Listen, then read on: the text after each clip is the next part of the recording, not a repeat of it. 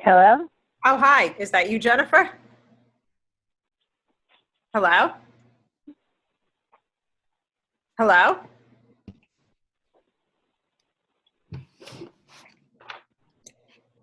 Hello? Hello. Hi. Okay, I'm trying to bring in our speaker. Her video's not working, so she's calling in, which is an option for all of you. So I think she's the green telephone. Let's see.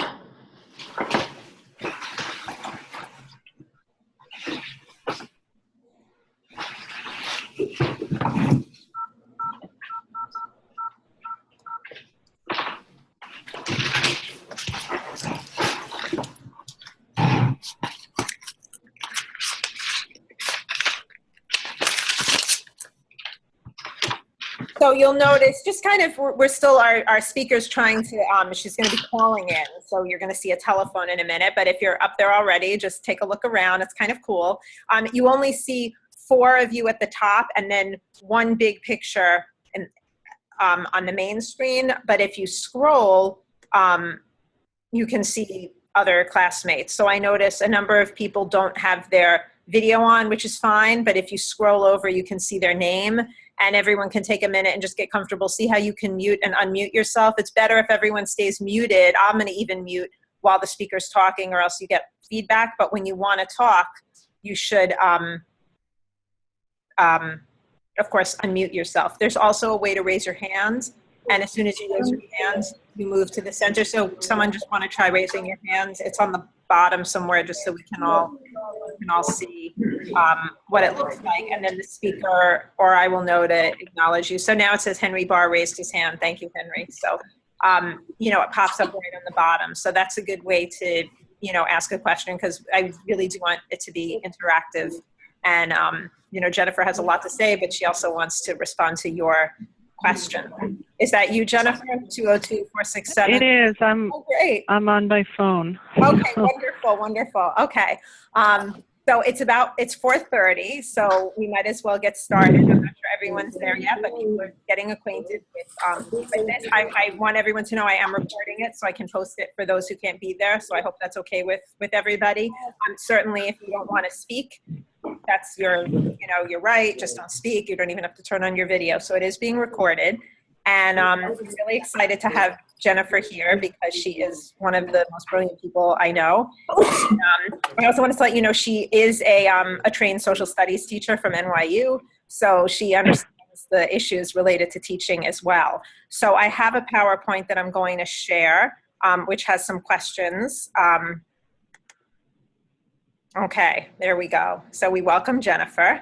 And I shared this with you already, a little bit about her background, and that she's the Deputy Legal Director and Director of Programs for the Judge David L. Bazelon Center for Mental Health Law. So let's just start in. Can you tell us a bit about how the notion of inclusion plays out in your work? Sure. So I guess I would say that really inclusion is behind almost all of the work that we do at the Bazelon Center. And just for reference, the Bazelon Center has been around about 43 years now. I think we were founded in 1972 as the Mental Health Law Project, and got renamed at some point after Judge David Bazelon, who was a pretty big deal judge who actually developed a lot of significant mental health law. And so we do litigation around the country, really primarily around state mental health service systems. We do policy work in Congress, in the executive branch agencies, and we do a variety of things. I think that really, the bottom line about our work is trying to ensure that people with disabilities, and particularly mental disabilities, psychiatric disabilities, can have the same kinds of lives as people without disabilities. And so, a big part of that is really kind of opening up the doors to society, is inclusion. It's inclusion in mainstream society, inclusion in people's communities, inclusion in housing, inclusion in the workplace, inclusion in schools, inclusion in public accommodations, inclusion in voting systems, inclusion in family rights. And inclusion is really a term, I think, that's come out of the education context. In other contexts, we tend to talk about community integration, which is sort of, I guess, parallels what we used to talk about with kind of racial integration in many ways. And so it's very much about kind of integrating people with disabilities into every aspect of their communities and community life, and being in jobs, being in schools, and basically having the same opportunities as everybody else. And so whether you call it inclusion or integration, that's what we do. In fact, that's a big part of the Americans with Disabilities Act. When the ADA was signed in 1990, it was actually President George Bush the first that signed it, and he's famous for making this quote that, let the shameful walls of exclusion come tumbling down. And of course, they haven't all come tumbling down yet, but that's very much what the focus of the ADA was, is kind of the landmark civil rights law for people with disabilities, is getting rid of exclusion and starting to include people in society. And so the principles behind the ADA are kind of integration, self-determination, and self-sufficiency and independence. Okay. So I'm flipping between sharing the screen and looking at everybody on the screen, because it's everyone here. I know you've worked hard on drafting a revised ADA. Can you tell us a little bit about the challenges involved in legislation? X equals to 6. Replace X with 6. Sure. And I'm hearing like voices, so I can't really sort out if other people are talking at the same time. I'm hearing sort of other stuff. It may just be the bad phone connection. I think anyone who's not taught, oh, you know what, maybe it's me. So a few of you are not muted. So I'm going to mute you if you're not muted. And that means that if you want to speak, which I'm hoping that, certainly at the end you will, so I can actually go in and mute you. I should probably mute myself too, because I know Okay, well, I guess you're muted because now I can't hear you. I know your question was, that I worked specifically on revising the ADA, the Americans with Disabilities Act. That was actually in 2008 that we did that, to 2007, 2008, and sort of about the challenges in doing that and creating legislation that's acceptable to a lot of different groups. And this is always a big challenge. Legislation is a very hard thing to do, and actually, I think the goal of most folks who, and I guess, well, I would say most social justice movements, but this applies even more broadly, is you really go to Congress as little as you need to, as little as possible, because it's very hard to get big things through, and you only get them through every once in a blue moon. The ADA, it was the right moment in time.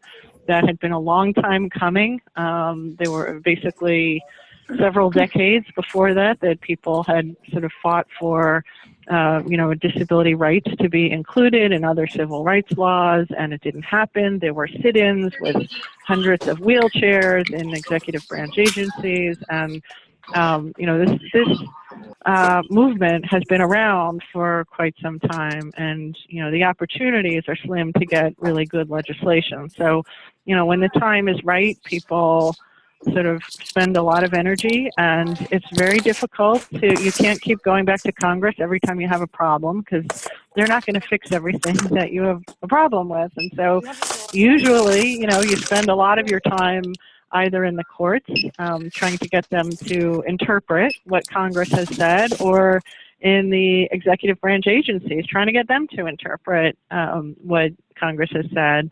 And so that's actually how we spend most of our time. So when you do these legislative battles, it's a big deal. And, it's kind of a one shot. And so there were many, many, many problems that people with disabilities faced, even after the ADA was passed. And they're very different, I think, because there's so many different types of disabilities and people have different kinds of issues. There's some that are really cross-cutting, that everybody with a disability faces. And then there are other ones that are pretty specific to certain kinds of disabilities. So, for example, people with vision impairments were very focused on internet accessibility. The internet is, people's lifeline to the world. If you have a vision impairment, it's very, very important, and it's a means of access that opens up so many things to you. And if it's not accessible, then, that cuts you off from so many things. And so, that community has been very focused on getting standards for, accessibility of the web. Many of the other parts of the disability community, and actually I think this is sort of a cross-cutting issue in the disability community, has been focused on community integration and community living, because, traditionally, I think, our society was structured many years ago in a different way, so that the presumptions were different. The presumptions were that people with disabilities, didn't work, didn't have families, didn't go to school. I mean, that was many years ago. Things have changed, but they changed slowly. And so, I think the way that we house people with disabilities, the housing that we offer, it's, was special housing for so many years. It was, big institutions, and then it was sort of different institutions, and then it was kind of group homes, and now for the first time, people have been talking for the last 10, 15 years about more things like supported housing, having people live in their own homes and apartments with the supports that they need. And so that's a big issue that affects, many, many people with different types of disabilities. So all of these things, there were problems that people were having in enforcing the ADA, and wanted to get some clarity. There were issues around what happens in the workplace when you have a union, a collective bargaining unit, and you want a reasonable accommodation because of your disability, but then the union has negotiated a collective bargaining system where they set things up a certain way with the employer, and that might mean that you couldn't get your accommodation because you weren't first in line. And so does the ADA trump that, and how and when? And so there were all these different issues, and people had kind of a Christmas tree of different things that they wanted to go to Congress with to get fixed. And really what ended up happening is that, you have a limited period of time, limited political capital, and you have to use it wisely, and you have to figure out the thing that everybody cares most about and that everybody's united about. And so for the disability community at that moment in time, it was basically who's covered by the ADA. That was a very cross-cutting bottom line issue that affected pretty much everybody across the entire spectrum of disabilities, because they couldn't get into court in the first place. I mean, you couldn't use the ADA, this law that Congress had designed specifically to help people with disabilities. For many groups of people with disabilities, like people with diabetes and people with epilepsy, the law had become almost meaningless, almost useless, because court after court would say, oh, well, you're not a person with a disability because, you know, you took medicine or you go to the doctor and, you know, you are controlling the effects of your disability, and so therefore you don't have a disability. So even if your employer said, you know what, I don't want you here because I'm worried about having somebody with diabetes, I'm worried about liability and stuff, and I just don't want you. And they would say, well, you know, I mean, clearly the employer did this to you, they fired you because of your diabetes, but guess what? You know, you don't have a disability. So it's really not an ADA issue. You don't have a right. And so that was surprising. I think over the years, that was surprising to a lot of people. It was surprising to people in the business community who kind of acknowledged at some point, okay, maybe this has gone too far. We know that we've made these arguments, but yeah, this is not what Congress really meant originally. So that is the issue that people focused on, is kind of going back to what Congress originally meant when it said people with disabilities are protected and they have these civil rights, and you have to treat them equally and not discriminate in different contexts, in employment, in public services, and in public accommodations. What does that mean? Who's covered? So they really, you know, we went back and got the law changed so that it covered a much, much broader group of people. And so it was done in a very careful way. It was done basically through a series of negotiations between the business community and the disability community. And we had to have, you know, all of the sides kind of on board. And it took many, many months to kind of just reach agreement about what a bill should look like. And it was a compromise. And so, you know, nobody was completely happy with it, but it basically made a big difference in the end. And that went to Congress, and that became the basis for what Congress did in both houses. And so there was a lot of work put into that. And frankly, because, you know, different disabilities experience different issues, there was a lot of negotiation in our own community about, you know, how this should happen and what it should look like. And some people thought it should go further, and some people thought it didn't go far enough, and some people thought it went too far. And you know, for a while there was talk about lists, and somebody from the business community said, well, maybe we could have a list. It's non-exhaustive, and so we just say, well, these 30 disabilities, they're covered, you know, and we're not going to fight about that. And how can you turn that down, right? You can fight about all the rest of them, but how can you turn that down? And then other people in the disability community said, no, we can't have a list. We can't divide ourselves, and nobody can anoint, you know, these as the favored disabilities. So, you know, even if it's harder for us, we need to fight about it for everybody, but everybody should get treated the same. And so, you know, those kinds of issues were significant battles, and there were little pieces that were, you know, focused on the particular issues that people with different disabilities had in the courts, people with learning disabilities who often lost their cases because the court said, well, gee, you have a learning disability, but you know what? You've made it to college, you've made it to med school or to law school, and now you need accommodations on an exam, but you've made it farther than a lot of the public has, and so you don't really have a disability. So there were things like that, and you know, there were particular efforts to address those issues, but that took a lot of work among different disability groups, and we spent a lot of time and really became expert in lots and lots of different disability issues, really in the weeds of all these different things. In the end, I think it had a pretty significant impact, and in the end, I think the cases are coming out much better. People are not blocked from basically using the ADA.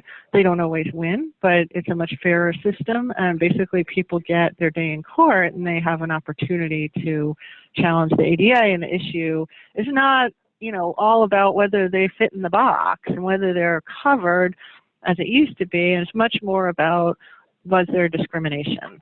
So that was, I think, a significant challenge, but it is not really different than the challenges faced by, you know, other civil rights movements. I think, you know, unity among a lot of people with somewhat differing interests is always a challenge. It's been a challenge in the LGBT movement. It was a challenge in the movement for racial equality, and there were different views and different issues and different takes on things, and people really struggled to come together, and those movements had different strategies, and there were a lot of internal battles, and so it is with the disability community. So those things I think you can't underestimate. Change is hard and it takes a long time, and often it comes little bits at a time. So this was a significant issue, but it was just one, and there's many, many more that remain. This was just one of the basic ones.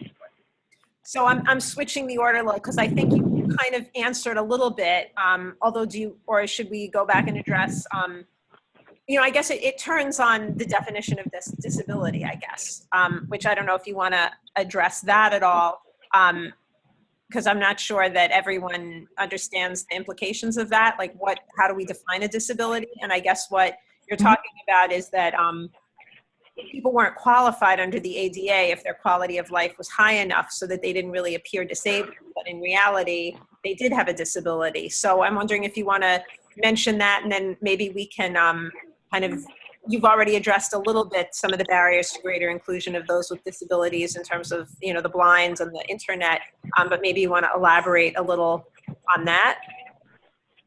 Sure, right. And I think, right, the definition of disability is kind of what I was talking about before, and I didn't say it in those words, but that's like who is covered, who is protected by the ADA was about, who has a disability. And, I think what the courts did and what the Supreme Court specifically did was really kind of set up a system where you had to show that you were, often they called it, quote unquote, the truly disabled. And there was this notion of disability that it, meant that it had to be so severe and impact your life in such a dramatic way that essentially you almost had to show, that you couldn't do anything. And every time there was something that you could do, it would be held against you.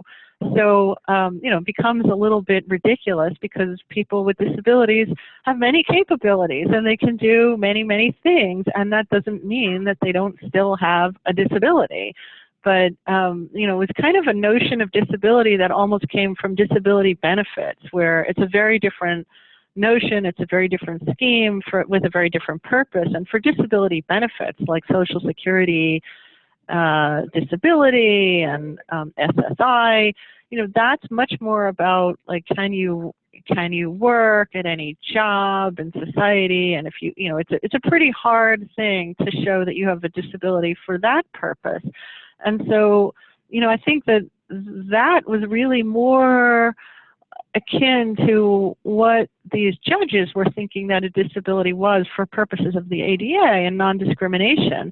And so essentially, you almost had to prove that you were laid up in bed and, you couldn't do anything, and you couldn't go out, and you couldn't function, and you couldn't sort of do most of the things in your life. And, of course, if that were true, then you also couldn't do your job. And so, it became very hard for people to use it to protect themselves against discrimination, because at the same time they had to show they were qualified. For example, they're qualified to do the job, and that, on one hand you had to show you're almost non-functional, and on the other hand you had to show that you're a great employee and you're doing a great job. So it really created a tension, and it was not at all the purpose of the ADA as a civil rights law, as a non-discrimination law, to have this notion of disability that was so restrictive and honestly so, outdated. It was really, this is an old notion of disability that essentially you're totally incapable of anything, and, that God forbid, if there's something that you can do, that, you must not be protected, you must not have a disability. It really kind of makes it hard to have a meaningful civil rights protection if basically you have to be so disabled that you can't really do anything. And then what is there to protect against? Because you can't go out into the world, and you can't do jobs, and you can't go to school, and you can't you can't vote, and you can't do any of the things that people with disabilities are seeking to do. So it was really kind of a silly regime that we ended up with. And I think everybody recognized that. The business groups recognized that as well, which is why they ended up working with us and saying, yes, this has gone too far and it doesn't make sense. So can you Can you give us a couple of examples of, you know, how a person in the community might use the ADA to gain greater inclusion into the community, and then we can make the bridge to the education? Sure, sure. And I will talk a little bit, I will elaborate about some of the barriers to inclusion, because I do think that there's some important ones. But yeah, so people, I mean, one of the big ways that people use the ADA is with respect to work, employment. And, you know, to be honest, I think the ADA has not opened up the doors as much as people would have hoped, but the employment rates for people with significant disabilities are still pretty low. And there are other things besides non-discrimination. There are other things besides the ADA that matter. There are employment services for people that will help folks as well. But there are, I can't talk now. So employment is one of the ways that people use the ADA, or you know, protecting themselves from discrimination in employment. So if you didn't get, for example, many people might need a reasonable accommodation on the job. Well, I have a psychiatric disability, and for various reasons I need to take half an hour or an hour break periodically, I don't know, once a week or something, to see a therapist, or I need to come in half an hour late on certain days because of some medication I take, or something like that. Or some of the accommodations are more complicated. Usually they're not expensive, occasionally they are. So those kinds of things, can you get a reasonable accommodation? If the employer says, no, we just don't do that. I mean, the ADA is all about doing things differently to accommodate people with disabilities and a sort of level the playing field.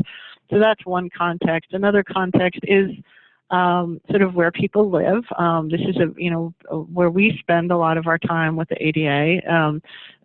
People have been offered, in many cases, institutional settings, big institutions, smaller institutions, nursing homes, psychiatric hospitals, residential care facilities of various sorts. And in many cases, we have good services now in the community. We have the ability to serve folks successfully in more integrated settings than that, and yet they remain in those settings. And so the ADA has been used a lot in recent years, including by the federal government. The Justice Department has made a very big priority of this, to use the ADA to challenge states' service systems, and to say states are discriminating by needlessly institutionalizing people with disabilities when they could be served in more integrated settings. And so that's been, I think, a very significant development. The law has changed a lot in the past 10 years or so in that area, and you're seeing, I think, some significant impact on the way states run their service systems as a result of that. So that's another example. That law on community integration has started to be extended to work settings. So now you're seeing some people using the ADA, including, again, the federal government, to challenge the way states allocate employment services. And so, the federal government has gone after a couple of states to say, you are spending a lot of money on serving people with intellectual disabilities in these segregated sheltered workshops, where it's kind of a dead-end employment setting. It's not really, the whole idea was from the 1930s that it would train people to do real jobs, and they tend to be very dead-end, and almost nobody ever actually moves on to a real job from a sheltered workshop. A lot of it's meaningless, makeshift make work, and it's not kind of a useful setting for people to actually gain autonomy and independence and move on and get a real job. And so they said, most of these people can be employed. They can, and you have better services. You have services that you offer, supported employment services in integrated settings, in real jobs. And so, you need to do that instead. And it wouldn't actually cost more money. In fact, it may be cheaper to do that. So you're starting to see that community integration principle, which is a core ADA principle, you're starting to see that be applied to protect people and give people other options in terms of their work opportunities and the employment services that they get. You're now starting for the first time to see that in the education world too, but we'll talk about that. So those are some of the ways that I think the ADA has been used by people with disabilities. I mean, there's many others, you know, ramps, accessible sidewalks, and access to stores and businesses and movie theaters, closed captioning for people who are deaf, and description for people who are blind, and, you know, a whole variety of different kinds of accessibility modifications that people have gotten because of the ADA. In terms of some of the major barriers to greater inclusion for people with disabilities in our communities, I think the biggest issue really is attitudes. And I thought it's very interesting that when the Supreme Court talked about community integration, the Supreme Court said that we think that it is a form of discrimination to needlessly segregate people with disabilities. And the reason they said that for two reasons. One was that, well, literally, it kind of takes away people's freedom and it curtails their everyday activities. And so they can't engage in social activities and employment and educational activities, et cetera. And so it really, you know, sort of messes up your day if you're basically in, say, a nursing home or a state institution all day. And so, you know, there's that, but even more fundamentally, they said it perpetuates unfounded, unwarranted assumptions that people with disabilities are incapable and or unworthy of participating in society. And that is exactly what happens when you have the service system set up a certain way, and people have lived with that for decades, and people are used to that, and that's how people have seen the world, and that's how people have seen people with disabilities. So when you have service systems that say, you know what, if you look like this, then you belong in a nursing home, and if you look like that, then you belong in a group home, and if you look like that, you belong in a hospital. And so, you know, when you have systems that are set up to serve people in certain ways, they may not make sense in today's world. They may be from another time. We have a lot of settings that exist not because they are a good care setting now, but because they were state of the art at the time, which may have been several decades ago, and then it's hard to get rid of them, so they sort of phase them out, but they're still there. And so, you know, people assume that there's a reason why people are there, and that there's rationality to what our systems look like. And so people assume if you're in a nursing home, there's a reason for that, and you must need to be there. And so that really is a very powerful thing. And, you know, I think persuading people that it doesn't actually have to be this way. And we actually have better services now, but there's lots of reasons why people just keep streaming into these settings. It's like we have service systems set up to do that. And, you know, there's vested interest. That's the other piece, I think, besides attitudes, is there's a lot of people with financial issues at stake. So, for example, you've got people who own group home properties, and they can't just get rid of them very easily. So they want people in them. Nursing homes want people to fill up their beds. And so, I mean, you know, there are people with financial interest. They're not evil, but, I mean, it's just there's reasons why, you know, service systems sort of operate along the channels that they do. And so, you know, it takes a lot. It takes a lot to shake things up. This is often why you have to do litigation. And, you know, so much of this is really about how people see the world, how people see the capabilities of people with disabilities. And we're always changing. We're always changing in our knowledge. We're always changing in our services and what we can do for people and how we can serve people. And so 50 years ago, we served people with mental illnesses primarily in large state institutions. That was the norm. That's what we did. And now it's dramatically different. And we've closed so many of those because they weren't good settings for long-term care. And, you know, we have better ways to offer people services. But, you know, for many, many years, that's what our service systems look like. And so you always have to be thinking about the future. And, not get too attached to whatever you have now, because there's always going to be something different down the line. And I think where people get stuck often is they get stuck in a particular point in time because something they see is better than what came before.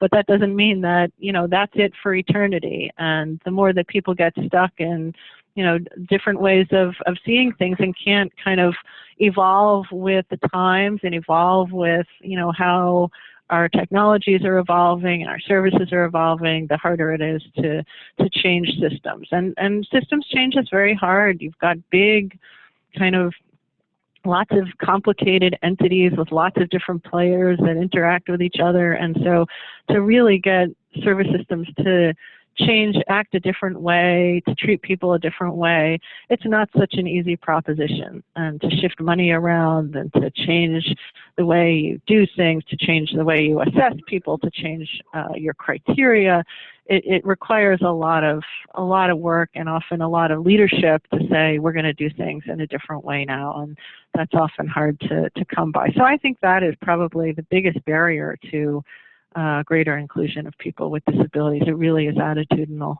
Great. So this might be a really good time to shift a little toward the education issues. So I realize you are probably not seeing the PowerPoint because you're not on the computer, you're on the phone. So I'm just going to read you the next question, which was, recently the ADA has been used instead of IDEA to argue for a more inclusive placement in a school setting. So could you talk a little bit about the differences between IDEA and ADA and how ADA is now being used to, you know, argue for more inclusive settings, less restrictive placements, and, you know, how it's been more successful than IDEA? Sure. So this is a really interesting issue, and I think the law is just developing in this area. This is like a big cutting edge issue right now in the disability rights legal world. And, you know, I think that when people think about schools and disability, they think about IDEA. And that's probably because, I mean, IDEA is the one law that is very specific to schools. And so that's, you know, what people turn to. And also IDEA requires all of this process.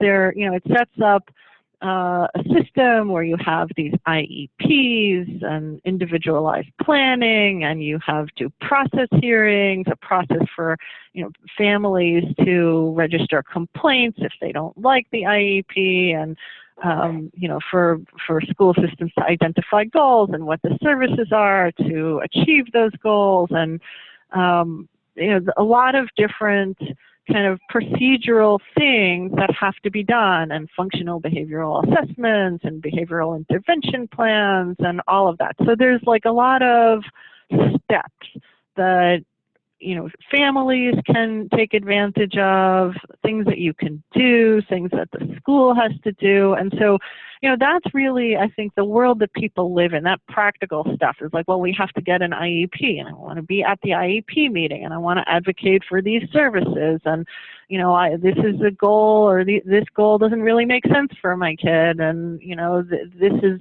you know, I think he's more capable, and I think he should have this goal, and I think, you know, they should do these services instead. And so, you know, it's very much kind of the world that people live in is sort of this everyday, like, what are the steps, what's the process, and, you know, how can we kind of engage in this process to make things better.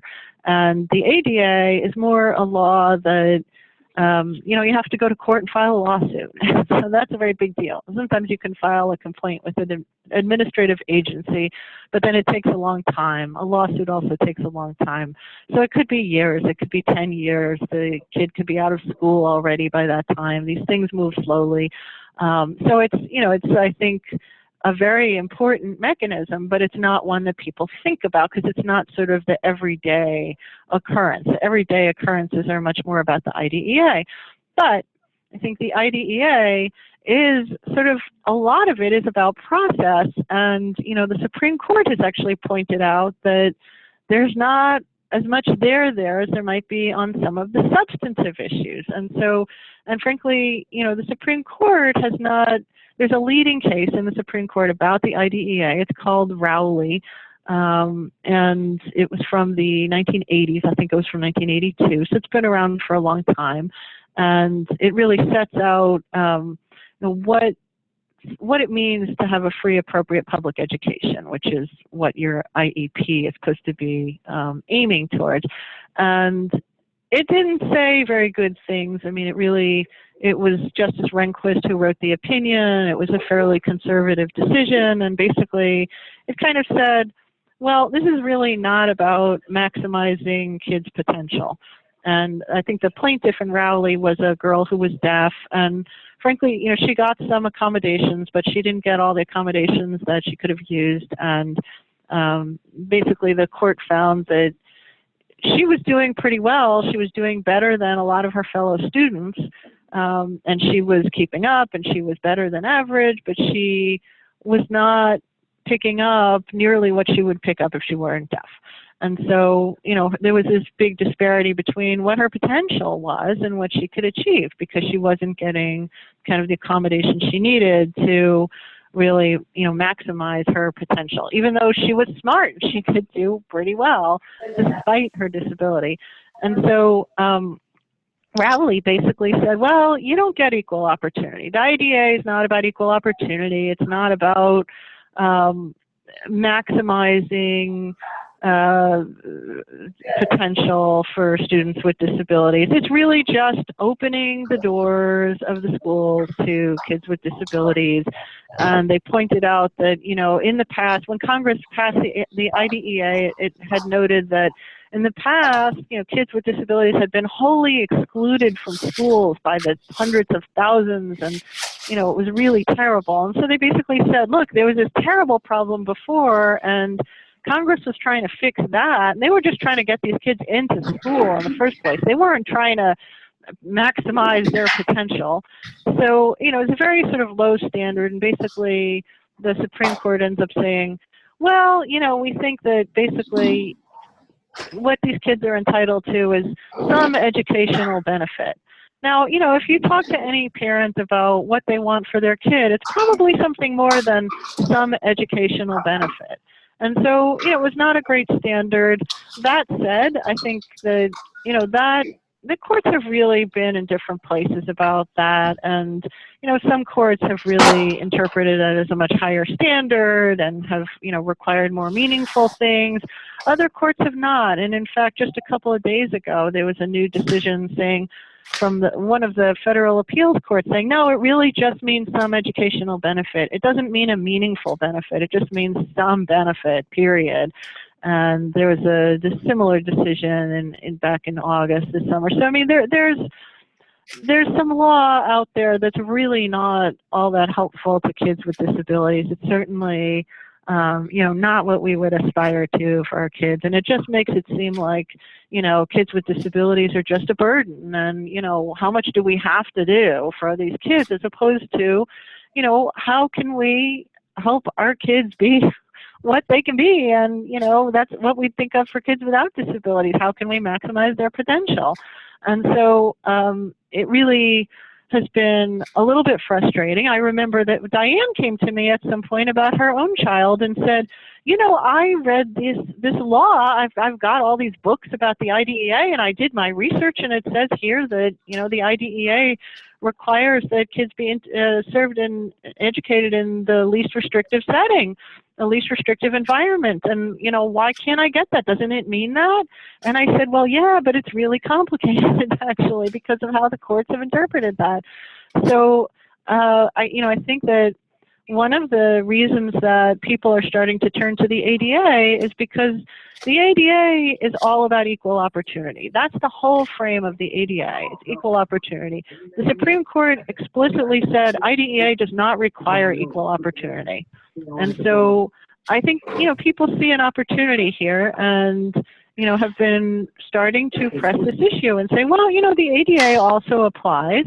And the Justice Department has started to get interested in this issue as well. So we have a case, actually, that's just about the ADA and kids with mental health disabilities who are all sent to a big segregated school in Massachusetts because of their mental health disability, and they get an inferior education there, and there's sort of a different curriculum, and it's a different diploma, and the focus is all on discipline, and kids are routinely suspended and often arrested, and heavy reliance on the police to deal with what's ordinarily just regular discipline issues. And so, we are using that. We don't know where that's going to go, but that case has been kicking around for about a year now. And just recently, just a few months ago, the Justice Department did something very significant, and they issued a letter finding that Georgia actually has violated the ADA by having a segregated system for several thousand kids. I think it's about 5,000 kids with disabilities, and they call it Georgia Network of, educational something. It's called GNET, G-N-E-T-S, which is basically what they call psychoeducational centers. And it's segregated schools and segregated classrooms within mainstream buildings. And so all of these kids, because of behavioral disabilities, are segregated in these schools. And the state itself, it's actually unusual in that the counties aren't so involved. It's really a state function that they are basically identifying these kids and sending these kids to these segregated schools. And so the Justice Department said, hey, Olmstead applies here too. Community integration in the ADA doesn't just apply to where you live, and it doesn't just apply to where you get your work services and how you spend your day. It applies to school as well. And so these kids are needlessly segregated. They could be educated successfully in a more integrated classroom. And so, we think that Georgia is violating the ADA. So that's very interesting, and we will see what happens there. I think they're now in the process of probably discussing with Georgia what is going to happen and seeing if they can reach an agreement to resolve these claims, and if they can't, then they will probably litigate, and so it will play out in the courts, and we'll see what happens. But I think this is a very significant development because it's the first time that we've really seen the federal government clarify that the ADA and the integration mandate also applies to schools.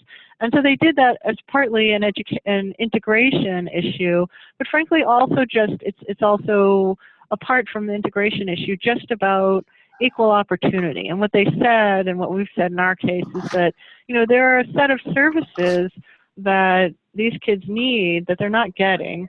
And in order to provide equal opportunity in neighborhood schools, they should be getting these services, and they're not. And so, as a consequence, they end up having issues, and they end up being relegated to this inferior school. But they're not getting equal opportunity through the education program. And so stay tuned, but I think there is a lot more to come in this area, and it's pretty important that the Justice Department, which is the agency that is charged with interpreting what the ADA means in this context, that they have said that this is an integration issue, it's an ADA issue, and it's about equal opportunity. The last question we had up there was, and you alluded to it a little, but just if you could talk a little bit about, where we are as a nation in securing equal rights for those with disabilities, and also how this journey compares to other civil rights issues, racial issues, the gay, lesbian, transgender, bisexual issues. Maybe just speak a little bit about that, and then hopefully we'll have some time for questions. So I hope, you can start thinking about some questions. You can jot them down, type them, or should we take like a little break for some questions right now maybe, and then answer the last question and take a few more questions? Okay, so does anyone, so again, if you want to ask a question, unmute yourself, or you can type it. Okay.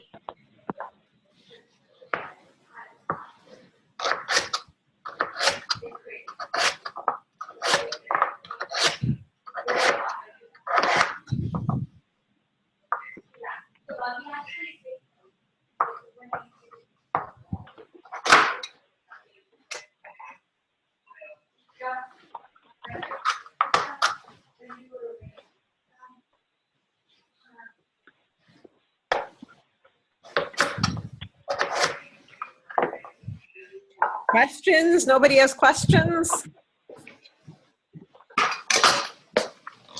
Nick, it was all so clear.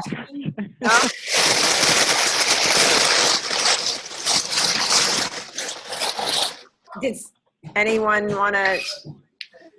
Okay, going once, going twice. If you think of something while we're answering the last question, you know, and you'd rather not speak it, you can type it. You see, we have a little chat message here.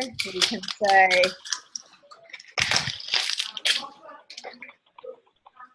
see, so I say, ask a question to everyone. Oh, here we got a question. Will ADA be the new so-called IDEA term? No, I don't think so. I mean, that's a good question. I think I don't mean to suggest that the ADA is going to completely supplant the IDEA. They are two separate laws. I think the issue is that they both apply. And, you know, in some situations where the IDEA may just be not giving some kids enough protection, people should also think about the ADA, because the ADA may provide some stronger rights.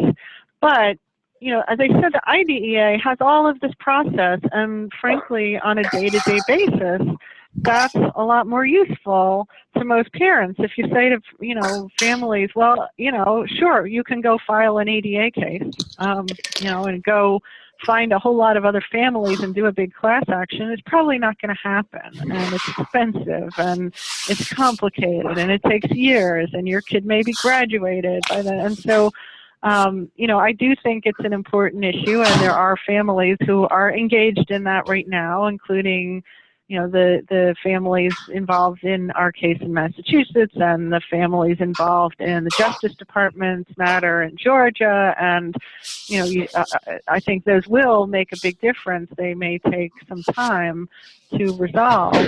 But in general, I think on a day-to-day basis, practically speaking, you know, what's going to be available to people still is IDEA. And what I think people can do is certainly, I think that, you know, these ADA issues are going to take on, I think, more significance in the education context. And so I think schools are going to start thinking about it differently if the law starts going in this direction. And they're going to start realizing that they do need to, I think, provide more services, and they can't just shunt kids who have challenges into segregated environments so easily. And so, you know, that may translate, frankly. It may translate into, you know, how IEPs are looked at, and, you know, how due process hearings go. And, you know, that's my hope, is that even if people aren't filing ADA lawsuits all over the place, which they're not going to be, that, you know, it will change enough things that, you know, it will impact how the IDEA is viewed. And, you know, I think people need to see successes to believe that they can be done. This is true in community living. This is true with work. And this is true with school. And, you know, we've seen really, I think, the biggest changes in people's attitudes when they see folks, particularly when they see the people they thought were the hardest. They thought, you know, these are the people who could never live outside of an institution. People with very significant disabilities, people with medical issues and tubes and tanks, as well as psychiatric issues and all that. And then they see them doing great in their own home, and they think, huh, you know, gee, if that person can live independently with support, then, you know, maybe I was wrong. And maybe actually, you know, the world is changing and we can do things differently. Interestingly, when you have you know, these state closures of institutions, a lot of families, because especially families of adults with intellectual disabilities, for many, many years, many of those folks were institutionalized because that was the only option. That was the only option families were given back when these people were born, or young children. And they said, well, you've got to institutionalize them. They're never going to have a life in the community, and they're not going to be safe. And this is the safest thing to do and the best thing you can do. And then 30 years later, convincing those families that, in fact, now actually their kid can be safe in the community, and their kid can have a good life and can do all these things. It's very hard because they've been told something very different for the last 30 years. And so, there's a lot of resistance often, and people say, no, absolutely not my kid, not my family member. No, my doctor said never, and he won't be safe, and, he'll die in the community. And the interesting thing is that when they've done these studies, when states actually start moving large numbers of folks out of institutional settings and into the community, there's a dramatic shift in attitudes among a lot of these families. And the same folks who were saying, over my dead body and I don't want my kid to live in the community, suddenly say, I would never go back to the institution, that thank God this happened. And, now we understand, now we know better. And so, that's been, I think, a fairly consistent trend in the different longitudinal studies that have been done with these institutional closures. And it makes some sense. People are afraid of the unknown, and people were told certain things, and, those things were more true at a certain point in time. But, when people have lived with those things for many years, it really is a challenge to change attitudes. But the best way to change attitudes is to see it, is to see things work. And so I think, seeing kids actually succeed in school, if some of these ADA cases succeed and actually kids start getting some of these services, which frankly they tend not to be able to get in most schools. You can't get really intensive, often behavioral services in schools, and you should be able to, and you're legally entitled to, but it doesn't happen. And so, if there's more of a trend toward actually, making that possible, I think it's harder for schools to say, oh, we just don't do that. She's not suited to our program. She wouldn't fit in here. And, and for families to believe that. So I think with some of the shifts that may come with, actual true equal opportunity that may come from some of the ADA work, I think it may bleed over into just shifting attitudes generally, and that will have a positive impact on the IDEA because people will see what's possible. Okay, we have two more questions. So thank you, Ben and Polly, for asking some questions. So Ben asked, how can a segregated setting be, quote, a least restrictive environment for students with emotional disturbance? So I guess I'm not 100% sure what you mean, but maybe you understand it. I guess, how can we consider it a least restrictive environment? A segregated setting. I guess that's what he means for students with emotional disturbance. Yeah, so yeah. Okay. I think that, are you, okay, do you want me to just respond or do you want clarification? What is the ruling that says that, or rationale? So Ben, you're typing here, in what sense, why? What is the ruling that says that, or rationale? You mean, what's the rationale for considering a segregated setting least restrictive when it's really fairly restrictive? Is that what you're saying? Yes, thank you. Okay. So how can we call it a restrictive setting when it's segregated? So yeah, that's a great question. How can we call it that? That is a good question, right. So I think that, there's certainly people who would have different views on this. I think that there is a lot of good data showing that really, pretty much all, I think inclusion generally works better for pretty much everybody. And, people have better outcomes with inclusion. I think the data is kind of striking. It is I think not what the general public assumes. But, you will have plenty of schools say that a segregated classroom or a segregated school is kind of the best that they can do, that is the least restrictive setting in which, or the least restrictive environment in which, some particular kid can function and can learn. And, then I think these are just battles then. This is also true with living settings. There are many professionals, mental health professionals, developmental disabilities professionals that will say, well, of course, a state-operated institution for people with intellectual disabilities is the least restrictive setting or the most integrated setting in which, this person could ever hope to live, could never make it outside. I know people who are lawyers, who are doctors, who are PhDs, who were told, you'll never make it outside a group home. That's where you're going to spend the rest of your life. You'll never have a job. Those people are working in jobs, in professional jobs, and having lives and living in their own places and having their own families, and just sort of busted all of those expectations. But I think it's really, it does come down to what you've seen and known. And, there's a thing called clinical judgment, and people exercise clinical judgment all the time. And frankly, clinical judgment's not that meaningful. It's based on what you've seen. It's based on what you've seen and what you've learned.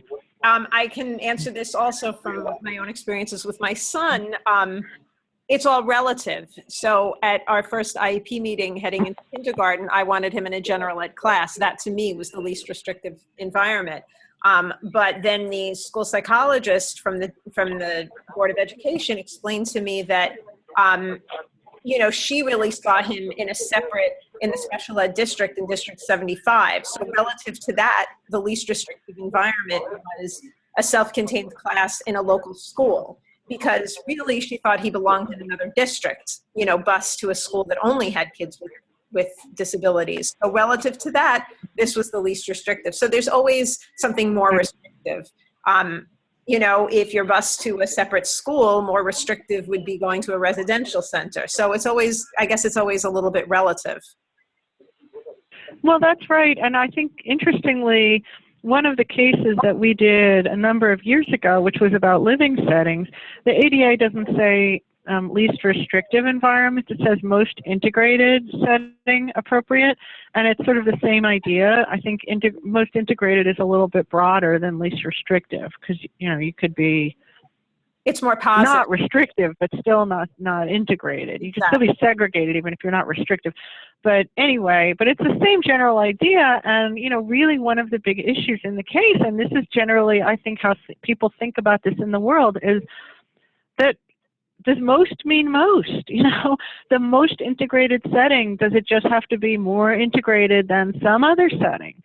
So, in our case, people were living in these 200, 300, 400 bed facilities that the state considered, quote unquote, the community. And they were in some ways more integrated than a state psychiatric hospital. They were more integrated perhaps than some other institutions, but were they the most integrated setting that people could live in? No. There were, many others, including people living in their own apartments with services and supports. And so they call that supported housing. And so that was, the court said, the most integrated setting. But just because an adult home, this kind of big warehouse place where people were living, was more integrated than some other setting, it didn't mean that it was the most integrated. And that's the same thing with the IDEA. It doesn't, the least restrictive environment doesn't mean that, well, it just has to be less restrictive than some other place. It really should be the least. Okay, so we have one question before this from Polly, but then Jennifer asked a question, Jennifer Nichols, that just really ties in with what we're talking about. So I'm going to put her question next and then come back to Polly's, if that's okay. So Jennifer says, Ben's question, doesn't the definition of least restrictive environment imply the least restrictive appropriate environment? So if a child with an emotional disturbance, for example, could potentially cause harm to him or herself and or peers, then a segregated setting may be necessary for safety purposes and such. Well, right. I think, appropriateness or, whether someone's qualified is always a factor in these cases. So yes, I mean, in the ADI, it's the most integrated setting appropriate. You do have to be, does have to be an appropriate setting. It has to be someplace where the person can function and can learn. I think with kids with disabilities, I think there's very little evidence that, kids learn better and function better in segregated educational environments. So, I mean, I think, yes, they have to be appropriate, but it would be a rare instance where somebody might not be appropriate for an integrated classroom. Okay, and Polly's question, and then we're going to start to wrap up because I realize we already have you here, Jennifer, for an hour, and I think I promised you 45 minutes, but this has been great. So Polly's question is, what is an example of a case that IDEA will not cover, so one would have to go through the AD? So so well, there are a variety of situations where I think the ADA might apply and IDEA might not, but I think in most situations they're both going to apply, and I think the issue is just, what does each require? And frankly, generally they should require the same thing. It's just that the ADA may be a little easier for people to show that, particularly with the issue of integration, it's particularly because the ADA talks about equal opportunity. And so, to get the services that a child needs to be educated successfully in his or her own neighborhood school, I think it's an easier way to talk about that, to talk about equal opportunity, the same opportunity as kids without disabilities to, be educated and learn and advance from grade to grade and to graduate, as opposed to, getting some educational benefit under IDEA. So I think, both will still apply, but it may be that people will, start to use the ADA more because it just has, I think, a clearer set of standards. Okay, I want to really thank Jennifer, and I see we have a couple of thank yous for the class. We really appreciate that you spent this time with us and shared your expertise. For my class, I just want to tell you that I promised you I was going to keep it light. I know your collaborative projects are due. I can stay on. I think someone needs to mute because I'm getting some feedback. And the other thing I did is I opened up an optional discussion board for today. So if you have questions or comments, about anything we talked about tonight, and you want to ask them on the discussion board, I will respond to every comment. And if I don't know the answer, I'll run it by Jennifer. So I just want to let you know. I guess that's basically it. So we're going to say goodbye to Jennifer and thank her. And right on my shoulder, my son, there he is. And I see it's nice. I see Kendall has a beautiful puppy. And what's his name? Oh, now people are turning on. What's the puppy's name? Yeah, I don't know. Charlie. What is it? Charlie. Parley. Charlie. Charlie. Okay. Charlie? Yeah. Oh, it's a boy. A boy. Very sweet. So I don't know. Those of you who haven't done Zoom before, now I see the cameras coming on. It's kind of fun, right? It's interesting. When I did an entire online course in the summer, we did this once a week, and we actually got to know each other pretty well.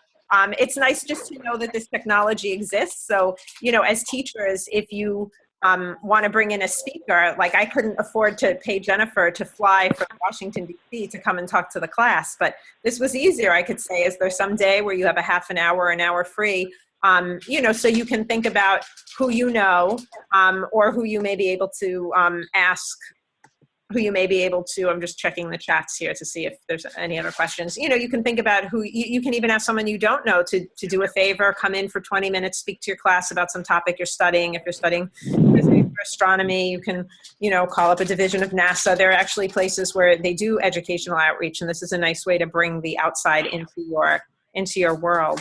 So I want to thank you again, Jennifer, and, I guess you can hang up if you want. I'll stay on in a minute or two if there are questions about the project. But thank you so much. I hope you had a good time. All right. Oh, I did. Okay. Project. Okay. So, any questions about anything to do with the class? Oh, there's another puppy, Nick. You have a dog too. Is it a boy or a girl? He's a boy. This is Reggie. Nice. I hope they're enjoying the class tonight. Loving it. Oh, good, good. Okay, and Charlie too? Charlie's liking the class? Okay, so, next week is going to be more traditional with, things to read and things to respond to. It's up now, so you can take a look at it as we talked about before in terms of time management. It's probably better to take a look at it the weekend before so you can get the first post in by Wednesday. I'll start looking through the collaborative assignments tonight and over the weekend, and, should be starting to get grades up by the weekend, little at a time. So some people will have them by this weekend, some by the weekend after. Okay, so if there aren't, I see one more chat, so maybe we have another question. Wait, Mom, Oh, no. I have a question. What were you One talking second. about? So the other thing, just to let you know, for the couple of classmates that didn't make it, although I see most of us made it, this was recorded. So it takes a couple of hours for it to become something on my computer that I can attach to Blackboard, but I'll do that in case you want to go back over it, or those people who weren't here, if you want to tell your friends, they can look at it and then basically just let me know that they watched it. Okay? So I guess we'll say goodnight, and we'll be in touch next week. Take care. No, we don't say good night right now. We say good afternoon right now.